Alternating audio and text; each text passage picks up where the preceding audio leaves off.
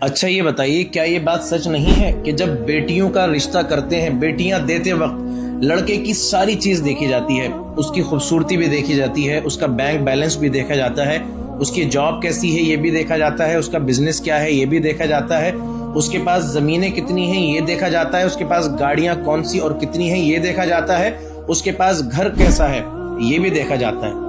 لیکن اگر آج کے ٹائم پر نہیں دیکھا جا رہا تو اس کا دین نہیں دیکھا جا رہا، یعنی کہ جو زاویہ رسول کریم صلی اللہ علیہ وسلم نے ارشاد فرمایا، جو ہمیں دیا، جو پیٹرن جو دیا آپ کریم صلی اللہ علیہ وسلم نے،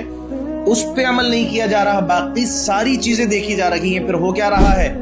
شادی ہو گئی کیونکہ ہم نے تو صرف پیسہ دیکھا تھا، ہم نے تو صرف گاڑیاں دیکھی تھی، ہم نے تو صرف اس کی بلڈنگ دیکھی تھی، بینک بیلنس اور زمینیں دیکھی تھی، تو ہو کیا رہا ہے؟ پتہ یہ چل رہا ہے کہ پیسے کے ساتھ ساتھ وہ عیاش بھی تھا، پیسے کے ساتھ ساتھ وہ جوئے میں بھی ملوث تھا، پیسے کے ساتھ ساتھ وہ شراب اور نشے میں بھی ملوث تھا، پیسے کے ساتھ ساتھ وہ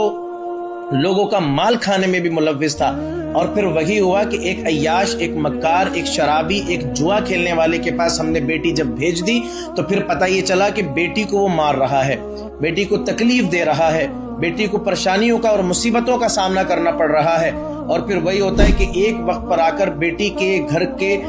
تمام معاملات ختم ہوتے ہیں اور گھر، اس کا رشتہ مشکل میں پڑتا ہے، یہاں تک کہ ختم ہو جاتا ہے۔ مطلب کیا؟ تب تک آپ سکسیسفل نہیں ہو سکتے جب تک اس پیٹرن پر آپ رشتے نہیں کریں گے جو نبی کریم صلی اللہ علیہ وسلم نے ہمیں عطا فرمایا ہے۔